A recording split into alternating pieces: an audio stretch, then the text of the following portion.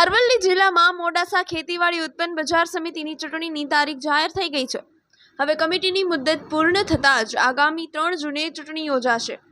કમિટીની સામાન્ય ચૂંટણી અંગે નિયામક ખેત બજાર અને ગ્રામ્ય અર્થતંત્ર ગુજરાત રાજ્યએ ખેતી ઉત્પન્ન બજારો બાબતનું જાહેરનામું પ્રસિદ્ધ કર્યું છે। ત્યારે હવે આગામી 3 જૂને મતદાન અને 4 જૂને મતગણતરી કરવામાં આવશે।